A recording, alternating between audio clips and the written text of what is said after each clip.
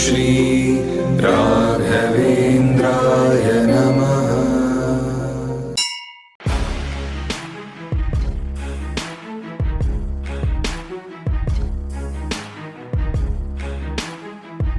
ಶ್ರೀ ಗುರುಭ್ಯೋ ನಮಃ.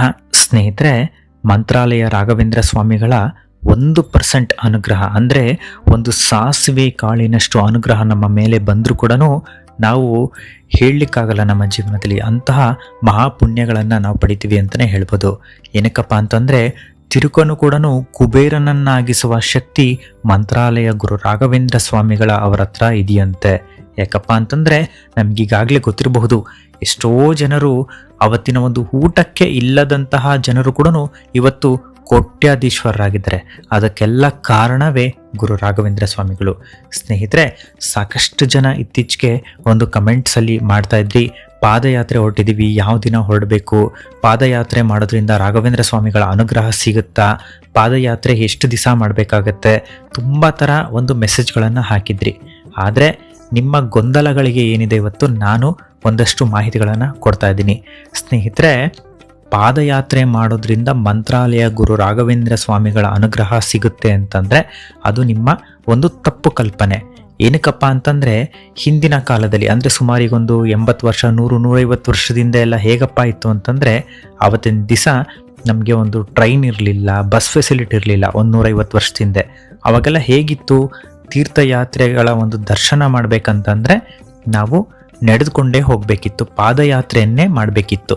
ತಿಂಗ್ಳಾನ್ಗಟ್ಲೆ ನಾವು ಊಟವನ್ನು ಕಟ್ಕೊಂಡು, ಹಾಗೆ ಎಲ್ಲೆಲ್ಲಿ ಒಂದು ಧರ್ಮಛತ್ರಗಳು ಬರುತ್ತೆ ಅಲ್ಲೆಲ್ಲ ಉಳ್ಕೊಂಡು, ಹಾಗೆ ನಾವು ದೇವಸ್ಥಾನಗಳ ದರ್ಶನ ಮಾಡಿಕೊಂಡು ಈ ಪುಣ್ಯಕ್ಷೇತ್ರದ ದರ್ಶನಗಳನ್ನು ಒಟ್ಟಿಗೆ ಮಾಡ್ಕೊಂಬರ್ತಾಯಿದ್ರು. ಸುಮಾರು 2 ತಿಂಗಳು 3 ತಿಂಗಳು ಹೀಗೆಲ್ಲ ಹೋಗ್ತಾಯಿದ್ರು. ಆದರೆ ಈಗೇನಾಗಿದೆ, ಟ್ರಾನ್ಸ್ಪೋರ್ಟೇಷನ್ ಅವೈಲೇಬಲ್ ಇದೆ, ಬಸ್ ಇದೆ, ಕಾರ್ ಇದೆ, ಸಾಕಷ್ಟು ಓನ್ ವೆಹಿಕಲ್ಸ್ ಇದೆ, ಈ ರೀತಿ ಎಲ್ಲ ಇದೆ. ಸೊ ನಾವು ಏನಪ್ಪ ಹೇಳ್ತೇವೆ ಅಂದರೆ ಭಕ್ತರಿಗೆ, ನೀವು ಮಂತ್ರಾಲಯಕ್ಕೆ ಪಾದಯಾತ್ರೆ ಮಾಡಿದ್ರೆ ಗುರುಗಳ ಅನುಗ್ರಹ ಸಿಗುತ್ತಾ ಅಂತಂದರೆ ಇದು ತಪ್ಪು ಕಲ್ಪನೆ. ಯಾವುದೇ ರೀತಿಯಾದಂತಹ ಲಾಭ ಇಲ್ಲ ಇಲ್ಲಿ. ಆದರೆ ಗುರು ರಾಯರ ಒಂದು ಅನುಗ್ರಹ ಬೇಕು. ನಾನು ಏನು ಮಾಡಬೇಕು ಹಾಗಾದರೆ ಅಂತಂದರೆ, ನೀವು ಮಂತ್ರಾಲಯಕ್ಕೆ ಏನಿದೆ ಇಲ್ಲಿಂದ ಬಸ್ಸು, ಕಾರೋ, ರೈಲು ಹೇಗಾದರೂ ಹೋಗಿ, ಆದರೆ ಗುರು ರಾಯರು ನಿಲ್ಲಿಸಿದಾರಲ್ಲ ಬೃಂದಾವನ, ಅದರ ಸುತ್ತಲೂ ಸಹ ನೀವು ಪ್ರದಕ್ಷಿಣೆಯನ್ನು ಹಾಕಬೇಕು. ನೀವು ಇಲ್ಲಿಂದ 100 ಕಿಲೋಮೀಟ್ರ್ 200 ಕಿಲೋಮೀಟ್ರ್ ನಡೆದುಕೊಂಡು ಹೋದರೆ ಏನಾಗುತ್ತೆ, ದೇಹ ದಣಿವಾಗುತ್ತೆ.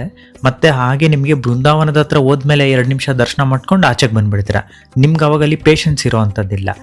ಆದರೆ ನೀವು ಎಲ್ಲಿ ಪ್ರದಕ್ಷಿಣೆ ಹೆಚ್ಚಿಗೆ ಹಾಕಬೇಕಪ್ಪ ಅಂತಂದರೆ, ಬೃಂದಾವನ ಅಂದರೆ ಮಂತ್ರಾಲಯ ಗುರು ರಾಘವೇಂದ್ರ ಸ್ವಾಮಿಗಳ ಬೃಂದಾವನ ಸುತ್ತ, ಅಂದರೆ ಆ ದೇವಸ್ಥಾನ ಇದೆಯಲ್ಲ, ನಮ್ಮದು ಗರ್ಭಗುಡಿ ಇದೆಯಲ್ಲ, ಅದರ ಸುತ್ತಲೂ ಕೂಡ ನೀವು ಪ್ರದಕ್ಷಿಣೆ ಹಾಕುವಂಥದ್ದು. 21 ಸುತ್ತು ನಮಸ್ಕಾರಗಳನ್ನು ಏನಿದೆ ಅಂದರೆ ನೀವು ಪ್ರದಕ್ಷಿಣೆಗಳನ್ನ ಹಾಕಬೇಕಾಗತ್ತೆ. ಪ್ರತಿ ಒಂದು ಪ್ರದಕ್ಷಿಣೆ ಮುಗಿದ ನಂತರ ಒಂದು ದೀರ್ಘದಂಡ ನಮಸ್ಕಾರವನ್ನು ಹಾಕಿ. ಹೀಗೆ 21 ಸುತ್ತು ಪ್ರದಕ್ಷಿಣೆಯನ್ನು ಹಾಕಿದರೆ ಒಂದು ಪುಣ್ಯ ಫಲ ಲಭಿಸುತ್ತೆ. ಒಂದು ಕಾಲದಲ್ಲಿತ್ತು, ಟ್ರಾನ್ಸ್ಪೋರ್ಟೇಷನ್ ಇರಲಿಲ್ಲ, ಆಗ ವ್ಯವಸ್ಥೆ ಇರಲಿಲ್ಲ, ನಡೆದುಕೊಂಡು ಹೋಗುವಂಥ ಪ್ರಮೇಯ ಇತ್ತು. ಆದರೆ ಗುರು ರಾಯರು ಎಲ್ಲಿದ್ದಾರೆ, ಅವರ ಪುಣ್ಯಭೂಮಿಯಲ್ಲಿ ನಾವು ಏನಿದೆ ಪ್ರದಕ್ಷಿಣೆಯನ್ನು ಮಾಡೋದ್ರಿಂದ ಮಾತ್ರ ಏನಿದೆ ಅವರ ಅನುಗ್ರಹಕ್ಕೆ ನಾವು ಪಾತ್ರರಾಗ್ತೇವೆ. ಈಗ ಉದಾಹರಣೆಗೆ, ಇಲ್ಲಿಂದ ನಾವು ಬೆಂಗಳೂರಿನಿಂದ ಏನಿದೆ ತಿರುಪತಿವರೆಗೂ ನಡ್ಕೊಂಡು ಹೋಗಿ ಅಲ್ಲಿಂದ ಮತ್ತೆ ನಾನು ಬೆಟ್ಟ ಹತ್ಕೊಂಡು ನಡ್ಕೊಂಡು ಹೋಗ್ತೀನಿ ಅಂದರೆ ಹಾಗೆ ಬರಲ್ಲ. ಜನ ಎಲ್ಲ ಏನು ಮಾಡ್ತಾರೆ, ಇಲ್ಲಿಂದ ಬೆಂಗಳೂರಿನಿಂದ ಏನು ಮಾಡ್ತಾರೆ, ತಿರುಮಲದವರೆಗೂ ಏನು ಮಾಡ್ತಾರೆ, ಕೆಲವರು ಬಸ್ಸಲ್ಲಿ ಏನಿದೆ ಹೋಗ್ತಾರೆ, ಇಲ್ಲ ರೈಲ್ನಲ್ಲಿ ಹೋಗ್ತಾರೆ. ಅಲ್ಲಿಂದ ವೆಂಕಟೇಶ್ವರ ಎಲ್ಲಿ ನೆಲೆಸಿದ್ದಾನೆ, 7 ಬೆಟ್ಟಗಳಲ್ಲಿ, ಆ ಒಂದು ಬೆಟ್ಟವನ್ನು ಮಾತ್ರ ಭಕ್ತಿಯಿಂದ ಹತ್ತುವಂಥದ್ದು. ಹೀಗೆ ಮಾಡೋದ್ರಿಂದ ಏನಾಗುತ್ತೆ, ವೆಂಕಟೇಶ್ವರನ ಅನುಗ್ರಹ ಸಿಗುವಂಥದ್ದು. ಹಾಗಂತ ಬೆಂಗಳೂರಿಂದನೇ ಜನ ಪಾದಯಾತ್ರೆ ಮಾಡ್ಕೊಂಡು ಹೋಗ್ತಾರಾ? ಹೋಗಲ್ಲ. ಏನಿದೆ ಬೆಟ್ಟವನ್ನು ಹತ್ತುವಂಥದ್ದು. ಅದೇ ರೀತಿಯಲ್ಲಿ ದೇವರು ಎಲ್ಲಿ ನೆಲೆಸಿದ್ದಾರೆ ಆ ಒಂದು ಸ್ಥಾನ ಇದೆ. ನಿಮಗೆ ಪುಣ್ಯ ಬರಬೇಕಂತಂದರೆ ಗುರು ರಾಘವೇಂದ್ರ ಸ್ವಾಮಿಗಳು ನಡೆದಾಡಿದಂತಹ ಒಂದು ಅದ್ಭುತವಾದಂತಹ ಒಂದು ಸ್ಥಳ, ಅದುವೇ ಮಂತ್ರಾಲಯ. ಗುರುರಾಯರು ಅಲ್ಲೆಲ್ಲ ಕೂಡ ಸಂಚಾರ ಮಾಡಿದಂತಹ ಜಾಗ. ಆ ಒಂದು ಸ್ಥಳದಲ್ಲಿ ನೀವೇನಿದೆ ಪ್ರದಕ್ಷಿಣೆಯನ್ನು ಹಾಕಬೇಕು. ಇನ್ನು ಪುರಾಣಗಳಲ್ಲಿ ಕೂಡ ಹೇಳೋ ಅಂಥದ್ದು ಏನಪ್ಪ, ಕಥೆಗಳಲ್ಲಿ ಹೇಳೋ ಅಂಥದ್ದು ಅಂತಂದರೆ, ನಾವು ಬೃಂದಾವನಕ್ಕೆ ಪ್ರದಕ್ಷಿಣೆಯನ್ನು ಹಾಕೋದ್ರಿಂದ ಏನಪ್ಪ ಆಗುತ್ತಂತಂದರೆ 360 ಕೋಟಿ ದೇವತೆಗಳಿಗೆ ಏನಿದೆ ನಾವು ನಮಿಸುತ್ತಾ ಪ್ರದಕ್ಷಿಣೆ ಹಾಕಿದಂತಹ ಮಹಾಪುಣ್ಯ ನಮ್ಮ ಜೀವನದಲ್ಲಿ ಲಭಿಸುತ್ತಂತೆ. ಬೃಂದಾವನದಲ್ಲಿ ದೇವಾನು ದೇವತೆಗಳ ವಾಸಸ್ಥಾನವಿದೆಯಂತೆ. ಗುರುರಾಯರಷ್ಟೇ ಅಲ್ಲ, ಇಲ್ಲಿ ದೇವಾನು ದೇವತೆಗಳ ಒಂದು ವಾಸಸ್ಥಾನವೇ ಬೃಂದಾವನ. ಗುರುರಾಯರು ಬೃಂದಾವನದಲ್ಲಿ ಕುಳಿತು ತನ್ನ ಭಕ್ತರ ಕಷ್ಟಗಳನ್ನು ಈಡೇರಿಸ್ತಾ ಇದ್ದಾರೆ.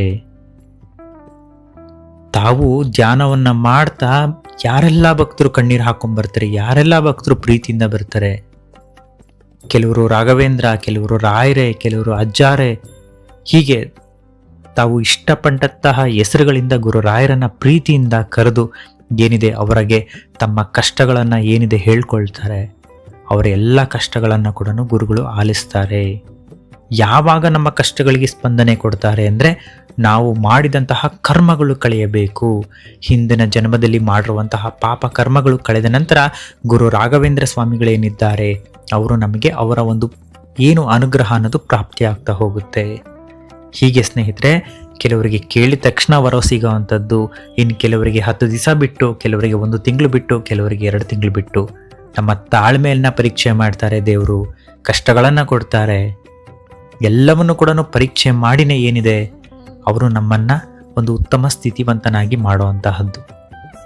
ಸ್ನೇಹಿತರೆ, ನಾನೀಗಾಗಲೇ ಹೇಳ್ದಂಗೆ ಎಷ್ಟೇ ಇರಲಿ ಏನೇ ಇರಲಿ, ನಿಮಗೆ ಸಾಧ್ಯ ಆಯ್ತಾ, ನಿಮ್ಮಲ್ಲಿ ಶಕ್ತಿ ಇದೆಯಾ, ಮಂತ್ರಾಲಯಕ್ಕೆ ಹೋದಾಗ 21 ಸುತ್ತು ಪ್ರದಕ್ಷಿಣೆ ಹಾಕೋದನ್ನ ಮರಿಬೇಡಿ. ಹಾಗಂತ ಕೂತ್ಕೊಳ್ಳೋದು, ಮಾಡೋದು, ಮೊಬೈಲ್ ಇಟ್ಕೊಳ್ಳೋದು, ನೋಡೋದು, ಮಾಡೋದು ಆ ರೀತಿ ಅಲ್ಲ.